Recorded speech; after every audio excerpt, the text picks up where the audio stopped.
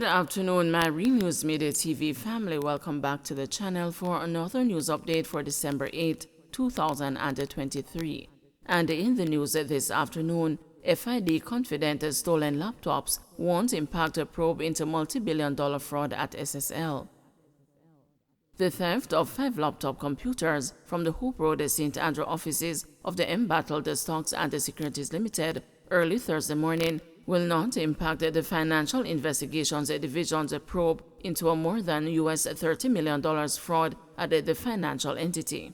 Chief Technical Director of FID, Selvin Hay, was quick to rubbish speculation, mainly on social media, that the break-in at the company would stymie the long-running probe.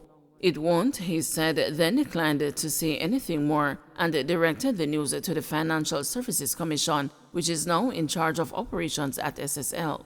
The FSC has control of SSL through a temporary manager. Questions should be directed to the FSC. The FID should not be questioned at this time, declared Hay. But when the news contacted Karen Burrell, the executive director of the FSC, he said he had no comments at this time. The break-in occurred hours after the FID, in a media release, said it had submitted a new file to the Office of the Director of Public Prosecutions to determine if additional charges are to be laid, as its probe has uncovered that more than 200 account holders have been fleeced of more than $30 million or close to $5 billion. The FID said in a statement on Wednesday that continuous investigations have revealed that the figure had jumped past $30 million from the initial $12 million, which was reported. The number of clients scammed has also climbed from roughly 30 to more than 200 and counting.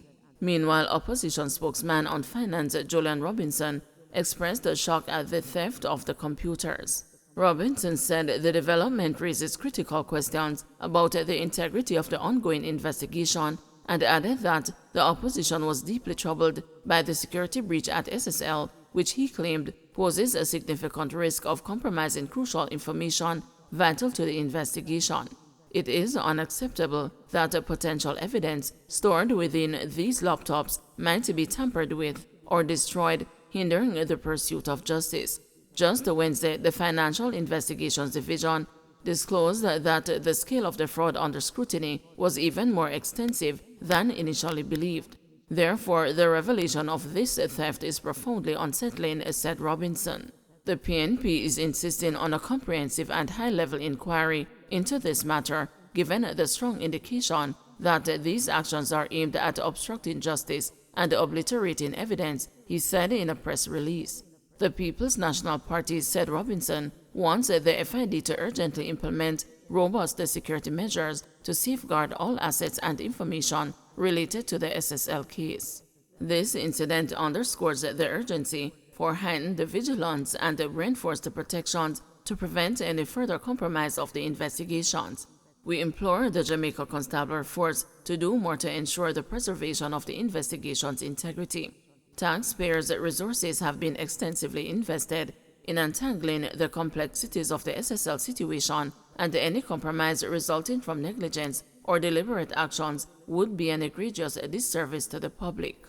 But as word spread about the break-in at the SSL offices, cybersecurity consultant Trevor Forrest gave the benefit of the doubt to the people in charge of investigating the matter, saying that he hoped they properly backed up all the data relevant to the case, which he said was stored on the computer devices at SSL. I doubt the people going in and stealing the devices would prevent investigators from carrying out the investigations as they need to. If it happened before the FID went in or anybody else went in, then we would have some cause for concern. What I believe investigators would have done is make a copy of all hard drives as part of evidence gathering, Forrest said. So even if people steal the devices, the data would still be in the custody of the investigators. That would be the standard operating procedure to mitigate instances like this. This is a process they have to go through when collecting data to make sure that what they would present in any court case is not tampered with, assuming they followed investigatory practices for this kind of thing, which I am pretty sure they did, Forrest said. In the meantime, Senior Superintendent of Police Stephanie Lindsay, head of the Police Corporate Communications Unit, confirmed that there was a report of a break-in at SSL, but refused to confirm reports that the stolen computers include one that was being used by the company's chief financial officer. So far, only one person, Jean-Ann Panton, a former wealth advisor, has been arrested and charged in relation to the major fraud case. She was indicted on 3 counts of larceny as a servant, 5 counts of forgery, 5 counts of uttering forged documents, 3 counts of falsification of accounts, 13 counts of engaging in a transaction involving criminal property, and 3 counts of breaching the Cybercrimes Act. When Panton appeared via a video link in the Supreme Court on Wednesday morning for a plea and a case management hearing, she was ordered remanded until May 27, 2024 to give her attorney at law, Sylvester Hemmings, time to finish reading close to 1,000 pages of case files. 21-year-old gets a life sentence for 2 murders and multiple felonies. A 21-year-old man who killed a man and a woman and wounded 2 others in separate shooting incidents between last December and July this year was yesterday afternoon sentenced to life in prison with the order that he serves 23 years and 6 months in prison before the possibility of parole.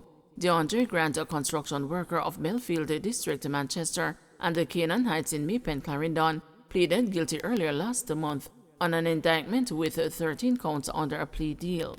The charges consist of 2 counts of murder, 2 counts of wounding with intent, 6 counts of making use of a firearm to commit a felony, and 3 counts of assault with intent to rob. Justice Leighton Pusey, in handing down the sentence, accepted the sentence recommendations of the Director of Public Prosecutions, but credited Grant for the 6 months he spent in custody. Grant was given 2 life sentences for the murder of 21-year-old Sunil Mouchette and Catherine Matthews. The judge, however, ordered that he serve 20 years and 6 months for Matthews' murder, but granted the DPP's recommended parole period of 24 years in respect to the other murder. Justice Pusey said the sentence was reasonable, given that Grant went on a rampage after the first murder. Consequently, he was ordered to serve 23 years and 6 months before being considered for parole. Grant was further sentenced to 20 years each for 6 counts of gun charges, 15 years each for the wounding charges, and 10 years for the assault with intent to rob charges.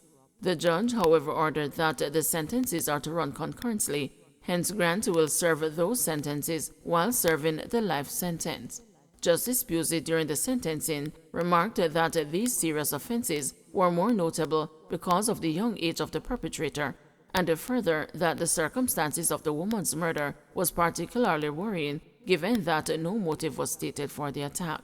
The judge, however, noted that among the factors considered in arriving at the sentences were Grant's guilty plea, his fairly young age, the social inquiry report, and the submissions of both the DPP and Grant's lawyer, Paul Gentles. In the first murder incident, Grant and his accomplices shot and killed 21-year-old Sunil Mouchette, otherwise called Shine, a construction worker of Comfort District, Manchester, on December 8, 2022, about 4 p.m. Mouchette was murdered along the Kendall Bridge in the parish. In the second murder incident, which occurred on March 3 this year, Catherine Matthews, a chef of New Green District, Manchester, and her common-law husband were walking home in their community when Grant and others pounced upon them. The hoodlums opened gunfire on the couple, hitting them multiple times before escaping into the area. The injured persons were transported to hospital, where Matthews was pronounced dead and her spouse treated. Grant struck again at a plaza in Mandeville on March 6, where 2 security guards were attacked by 3 men, one of whom was armed with a handgun. The attackers then restrained one of the 2 guards and demanded money. The demands were not met and a tussle ensued. However, the perpetrators fled after a gun went off. Grant's last victim, a mini-mart and a bar operator, was shot and injured on July 20 at 12:45 a.m. after hosting an event. Following the series of incidents, Grant was arrested on August 2 in Westmoreland in relation to a separate incident. He was later handed over to the Manchester police and the charges laid against him on October 4.